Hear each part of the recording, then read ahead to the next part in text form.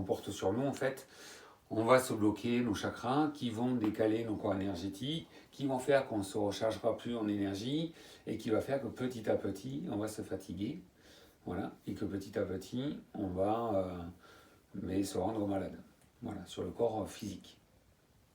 Mais ce corps physique qui tombe malade, en fait, ça vient de bien au-dessus. Ça va être sur nos corps énergétiques et qui vont être liés aussi à tout ce qui est nos corps spirituels. Hein.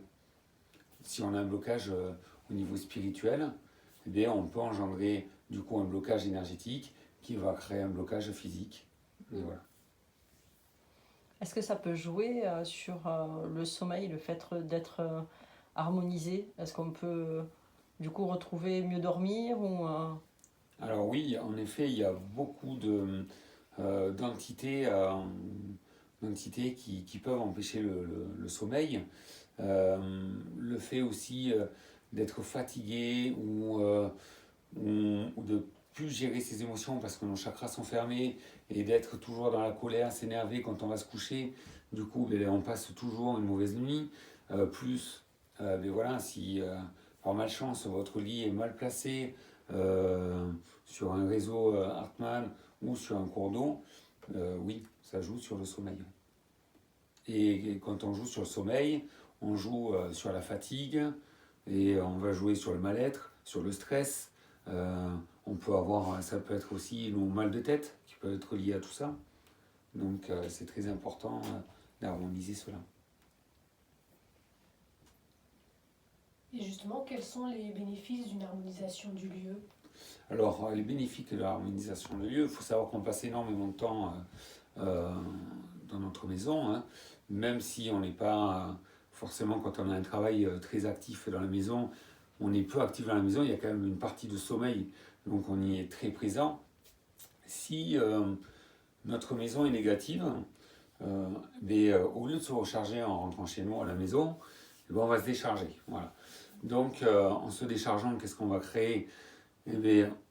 Forcément, on va fermer nos chakras et ça va jouer sur notre humeur, sur nos émotions.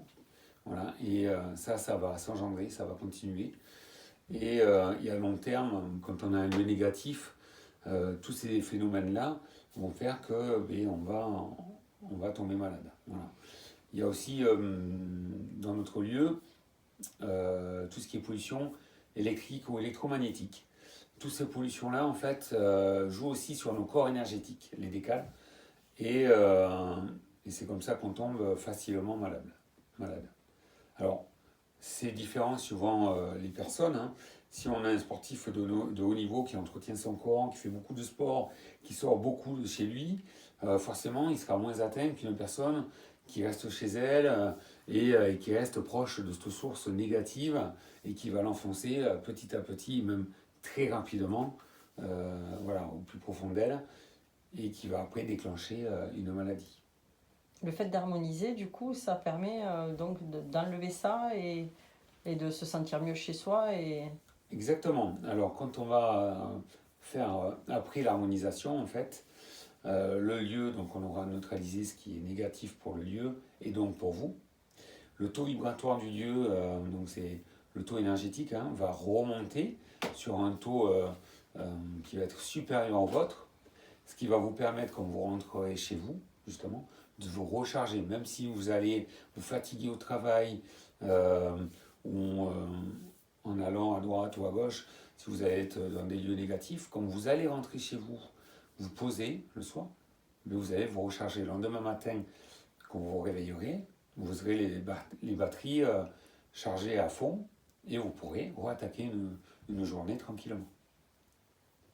Ça jouera aussi sur tout ce qui est énergétique sur vous, c'est-à-dire sur vos corps énergétiques, sur vos chakras, votre ancrage, voilà.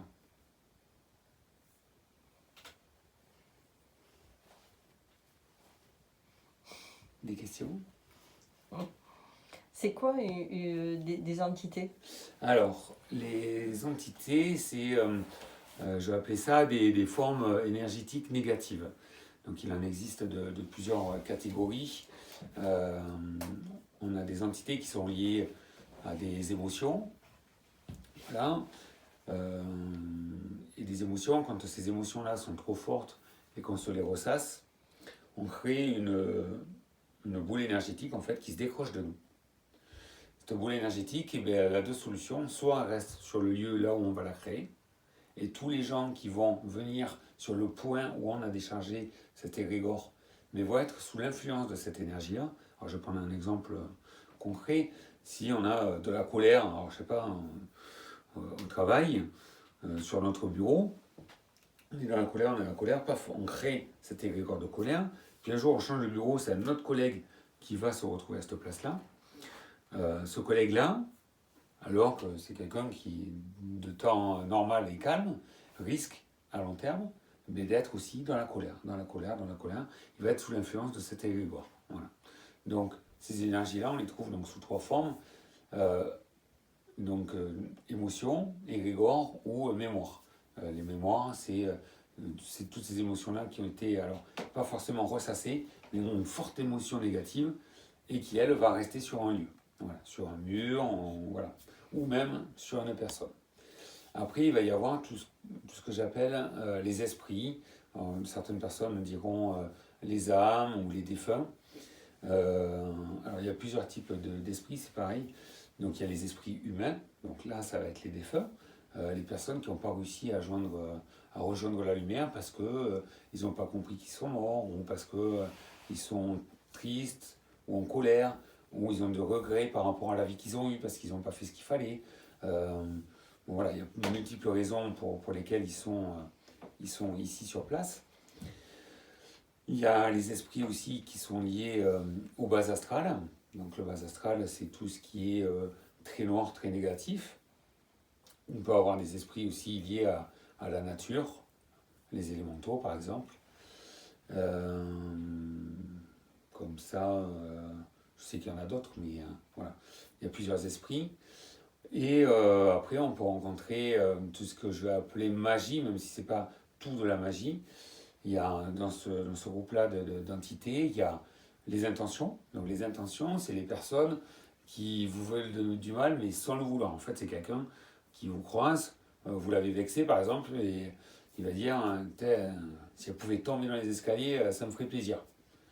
Bon, mais cette intention-là, si on n'est pas bien protégé, si notre bulle énergétique n'est pas bien en place, mais ça peut nous toucher, et cette énergie-là peut nous plomber et nous pousser à tomber dans l'escalier, ou en tout cas à nous bloquer dans notre vie. Donc, il y a les intentions. Après, il y a tout type de magie, magie noire, rouge, verte, voilà, qui nous plombent directement. Il peut y avoir aussi les possessions. Voilà. Et voilà, ça c'est pour les entités vraiment les plus négatives. Mais tout ça, ça se nettoie. Et alors, qui sont, c'est qu'on met les guides là-dedans, et les anges, archanges, voilà. Alors, les êtres de lumière, enfin, cela, ça va être les êtres de lumière sur le plan divin. C'est-à-dire que ça va être, en chamanisme, on appelle ça le plan, le monde d'en haut, en fait.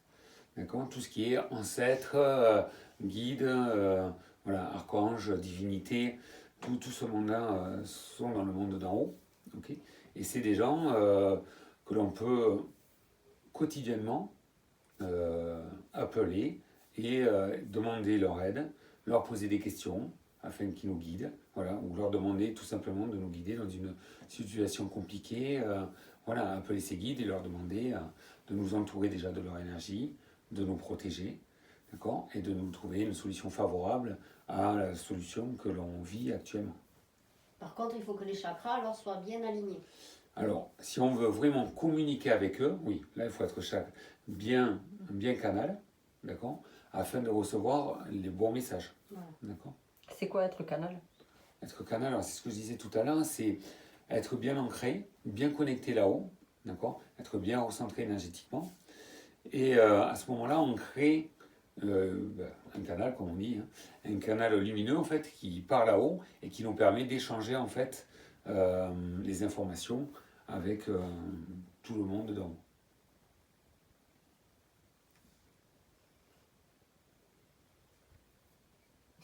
C'est bon? Bon, arrêter là alors.